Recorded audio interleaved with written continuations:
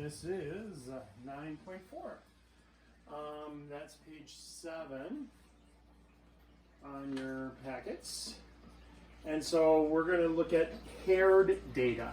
This is a bit of a tedious process. So there aren't a lot of problems, so you really have to kind of pay attention to this. We're going to use a t statistic. But to find that t statistic, it is a little involved. We still do A, B, C, D, and E, but let's take a look. So this is paired data. So page 8 has the example. The resting heart rate of 15 people was measured. They were then told their boss had called and wanted to know why they weren't back at work. Their heart rate was again measured. Test the claim that the heart rates went up after being told about their supervisor's phone call at the 5% level. Okay, so I already wrote down all of the initial, the before, and then the after the call, and then we subtracted them. And so now, n is equal to 15. To find d hat, that's difference, hat, what we're going to do is we're going to add up these 15 pieces of data. So negative 25 plus negative 15 plus negative 3 plus negative 8 plus negative 39 plus negative 25 plus 2 plus negative 3 plus negative 6 plus negative 1 plus 1 plus negative 6 plus negative 6 plus negative 25 plus negative 9 all over 15.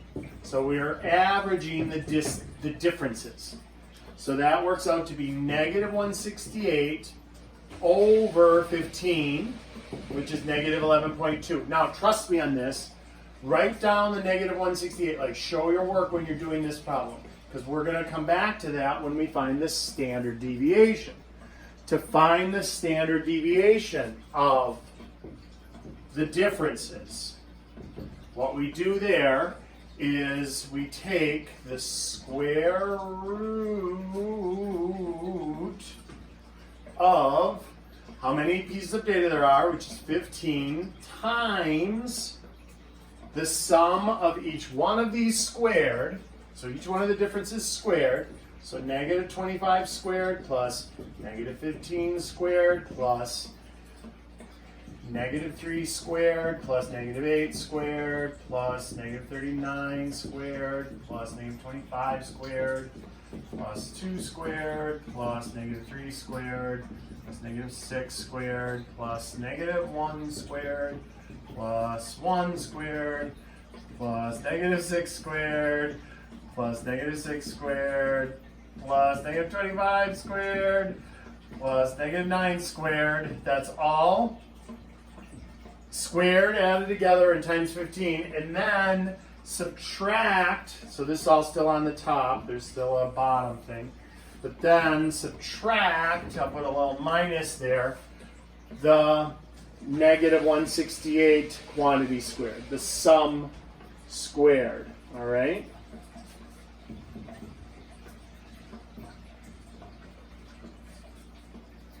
so, and that's all divided by 15 times 14.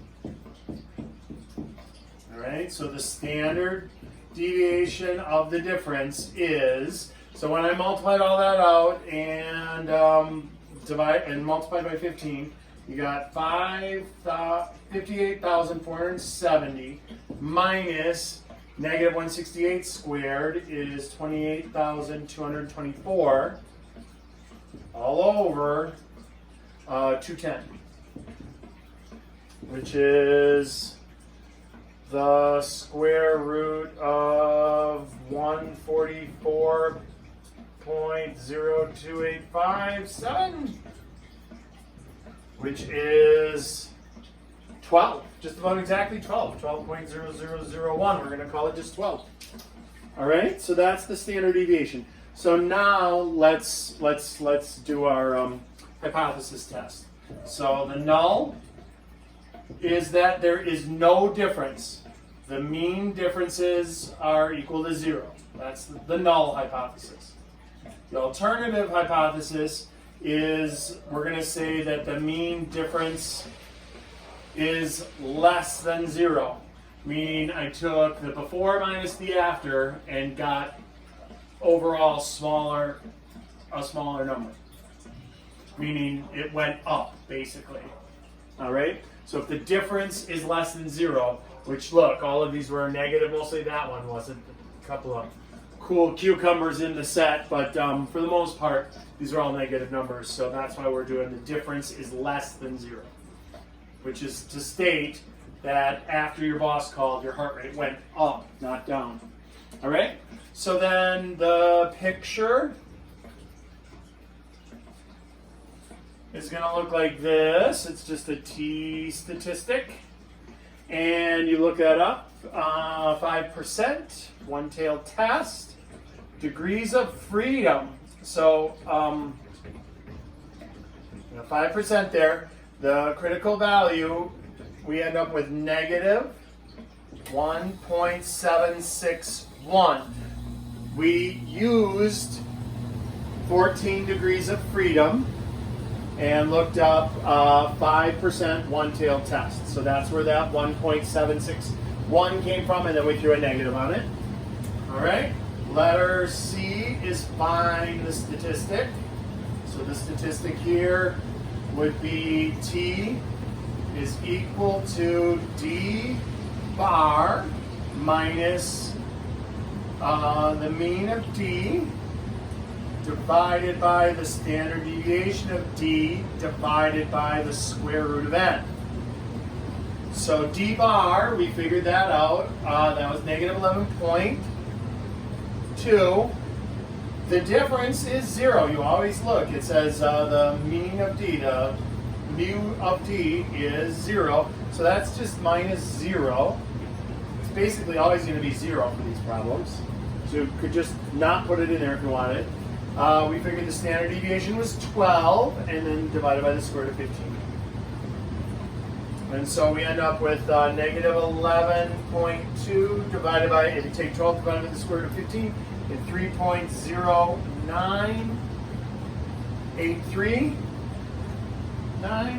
And then that gives you a t-value of negative 3.615. So we'll call it 6.2. It doesn't matter. Look, negative 3.6 is on our picture. We needed it to be lower than negative 1.7. It's way lower. It's almost double. So it is well in the shaded area. So what that means is D is reject the null. And then our conclusion is there is evidence that the heart rate went up after being told your boss call. So there is evidence heart rates go up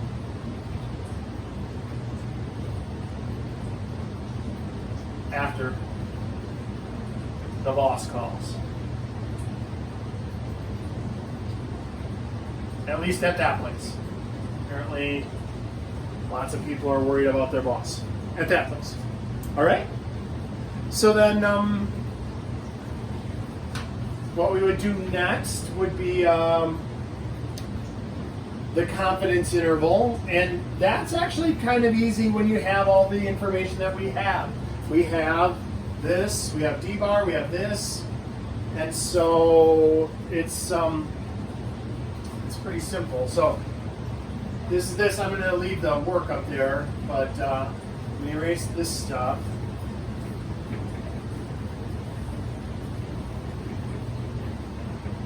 And so now let's take a look at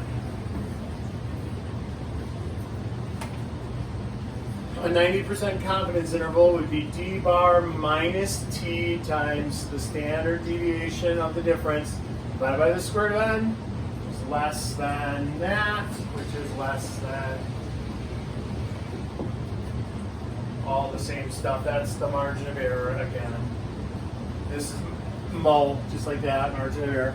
So we can just put the numbers in here, negative 11.2 minus 1.761 times 12 over the square root of 15, which is less than the mean, which is less than negative 11.2 plus the margin of error. And so the margin of error works out to be 5.456. So you got a negative 11.2 minus that, and negative 11.2 plus that.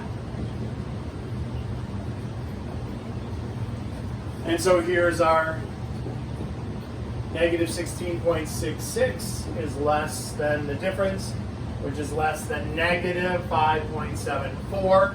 So if this were a two-tailed test, we would reject the null.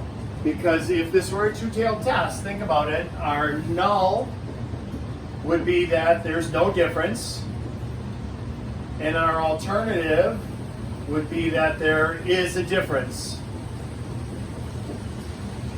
In order to use confidence intervals, it's got to be a two-tailed test. So this has to be a not equal to sign, not like what we did up there where it was the above problem was just a less than sign, and it was a one-tailed test.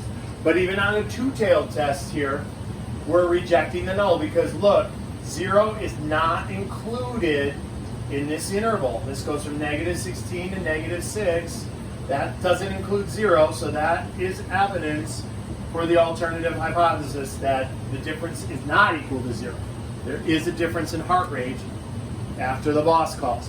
Only this one is less descriptive than the test we ran above because that specifically said it went up. And so then the difference was negative. All right?